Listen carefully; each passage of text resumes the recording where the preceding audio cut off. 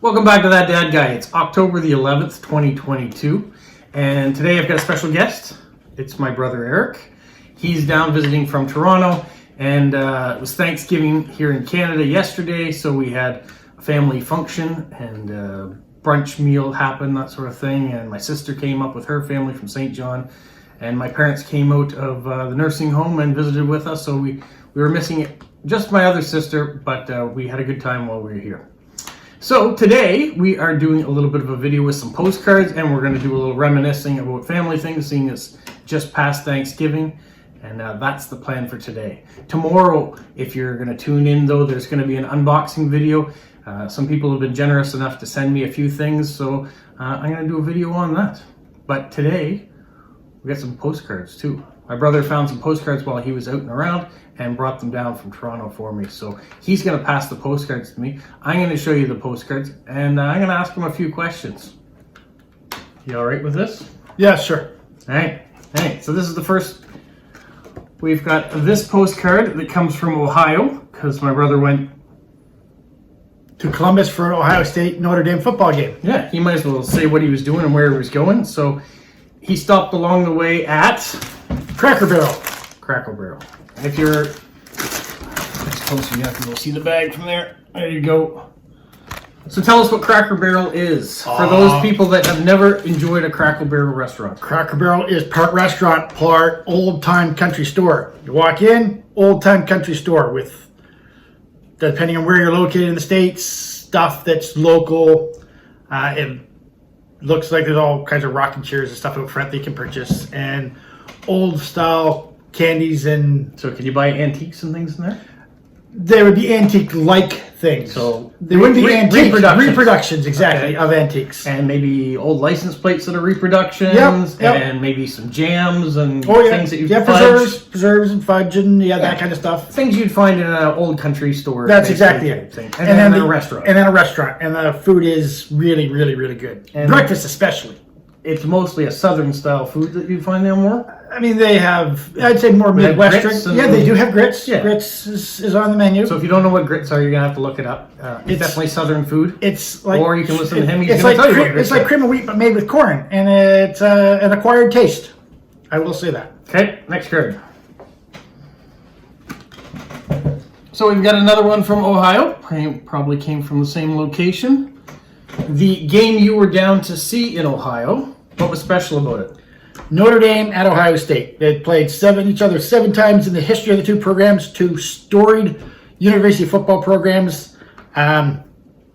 Just one of those things. Ohio State University. Yes, but what are they called? The Ohio State Buckeyes. The Buckeyes. And Notre Dame Fighting Irish. Fighting Irish, okay. So you may have heard of Notre Dame, and if you've seen the movie Rudy, that is one of the ones that focuses on Notre Dame. Notre Dame's in South Bend, Indiana. Ohio State is a huge university for football, and these two titans that were clashing together is a good idea. In the back, you may hear the phone that's activated. My brother's phone is being activated with us talking about the different universities. All right. Who was the winner of the game while you were there? Ohio State won the game. They're currently undefeated, 6-0. And what is the chant that they do at Ohio State games? O-H-I-O. And it spells out Ohio. There you go. So it goes around the stadium. One section does O, the next does H, the next does I, and the next one does O, and then it goes around again. And it gets faster and faster. It doesn't get faster and faster. Doesn't it get faster and faster?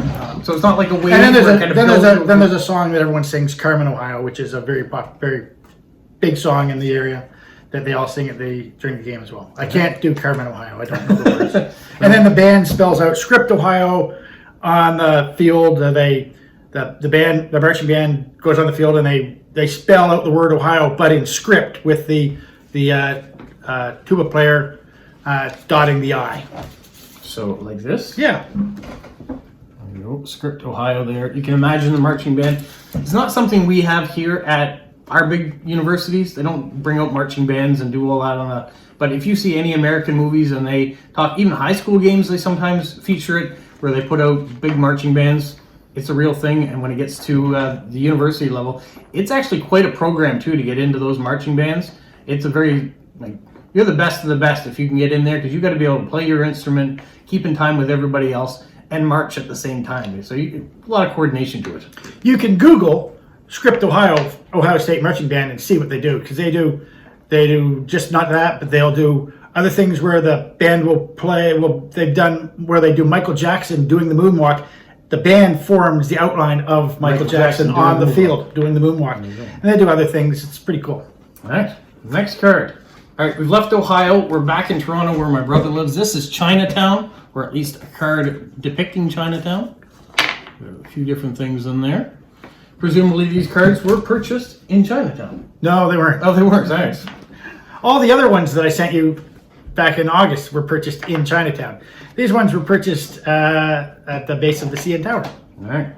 So if you haven't seen that video, you can go back and check out the video of the cards that he sent before. He sent quite a stack of them. They came addressed to me from me, so there was kind of an inside joke on that one there too as well. But here we go. We've got a sculpture that is somewhere in Toronto. Outside the AGO. Henry Moore, 2 large forms. So outside the Art Gallery of Ontario. There you go. All right. For those of you who like Inukshuk's or Aboriginal art or Inuit art, there are a few of those around, but it's nice to have postcards with it on, because I know some people like to have more ethnic cultural things, whether it's uniforms, costumes, artwork, and it's nice to have a few postcards that have that on it. All right, the last postcard is this one here. This is Toronto's tackiest postcard. You can see all the tacks. You have to explain it. It's not funny, but if you guys caught it before I said that, then you're all set. All right, the other thing I wanted to talk about while I had Eric here was a little bit of reminiscing about our parents and growing up. There's a few years difference between the two of us. He's my older brother, and his...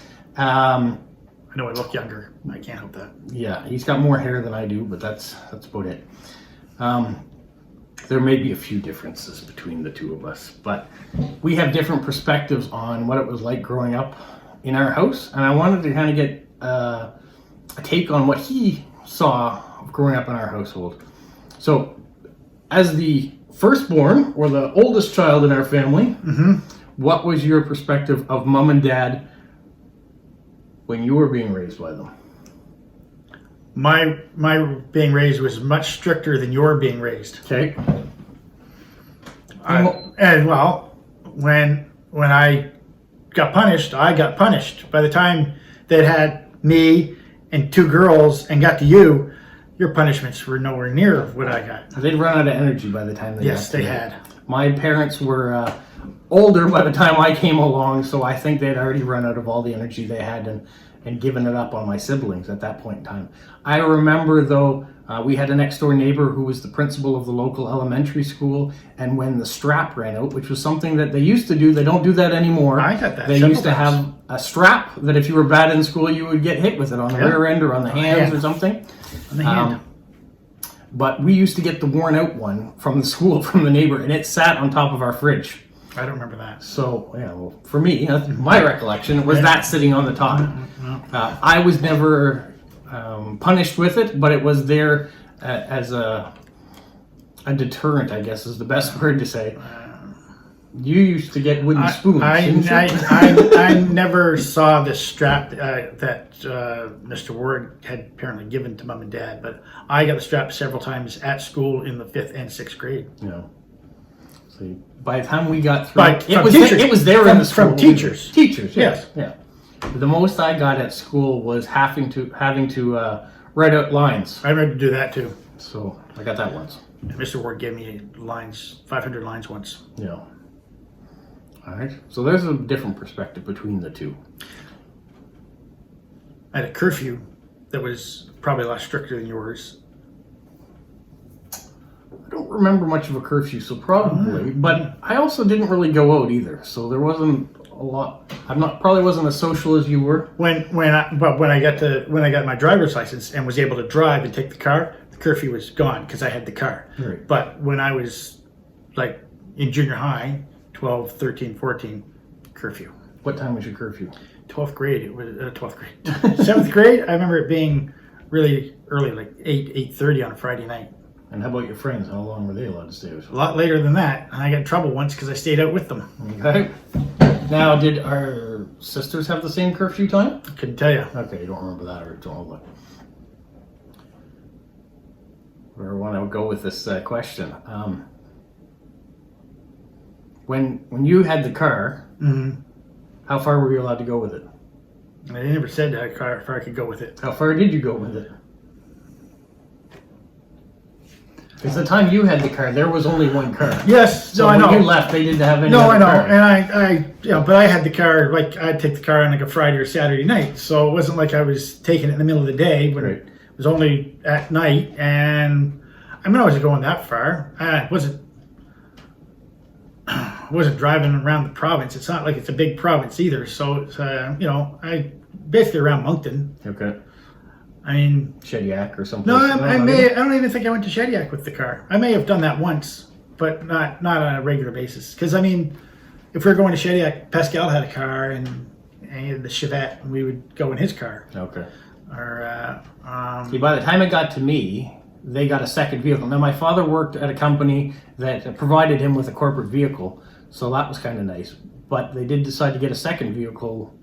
I'm not sure if it was because of me or what the case was, but a second vehicle showed up in our house, which they gave me almost carte blanche with. So. part of it was due to the fact that Mom didn't want a second vehicle when her parents were living with us, because her recollection is, according to what she had told me years later, was that if we had a second vehicle when her father was living with us, she thought he would constantly be asking her to take him on errands in the car. Okay, So that was one of the reasons why we didn't have a second car at that point when I was 16 and when he passed. Yeah. And then I was off to wherever, and Carolyn and Janet were off, and then they got a second car when you got to be 16, because it was just the three of you in the house.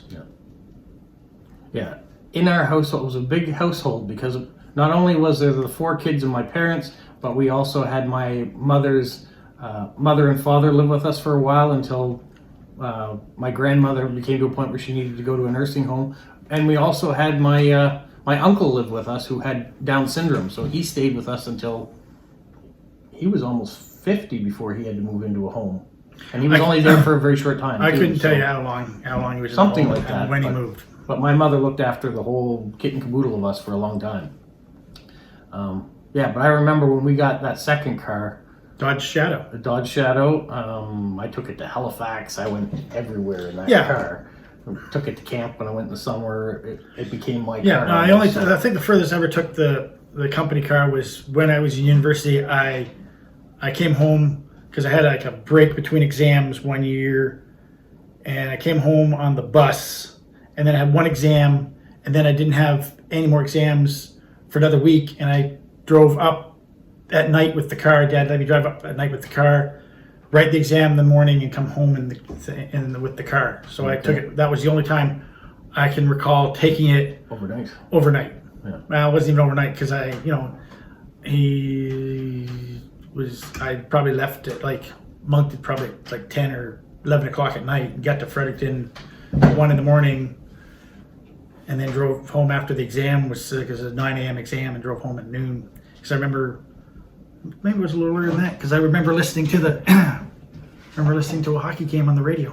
It was the Stanley Cup playoffs. There you go. How old were you when you left the Maritimes? When you moved out to Alberta? I was when I got on the train to go to Alberta. It was it was this weekend in 1988.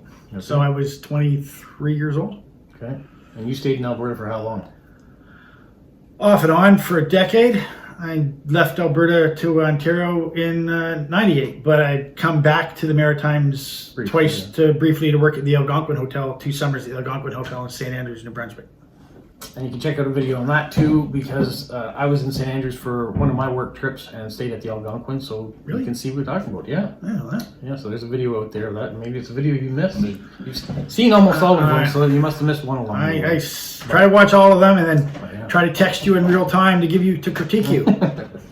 So yeah, it was actually his idea that started the sticky notes over the addresses that you'll see post crossers now around the world are using that.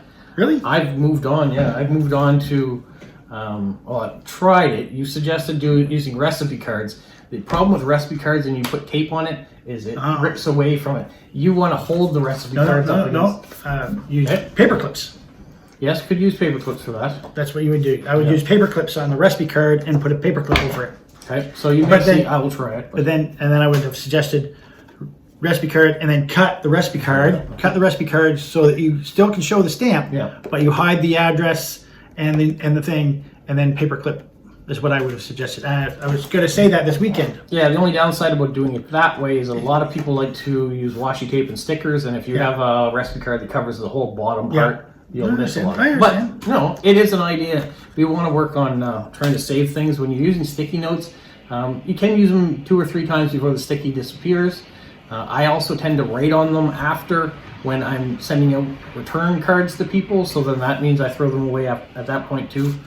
I'm trying not to do that with the recipe cards. I'm looking at new options, like writing the person's name here where a stamp's going to cover it anyway. So if you get a card and you peel the stamp off, you might see your name underneath of it. We're going to have company in the kitchen in a minute. I think my wife is coming down. She's now can hear me, so she's thinking about whether or not she actually wants to come into this room. All right, we're going to wrap it up anyways, so I'm sure there's lots of other questions we could talk about with the family, and maybe we'll get to more of them at another date. But for now, this is what we're going to have for the video. Thank you, Eric, for the cards. No problem. Thanks for coming down and being part of Thanksgiving. Thank you. So you guys have a magical week. Bye. What, Polo? You say like, subscribe, share, and tell all your friends. Who's a good boy? Who's a good boy?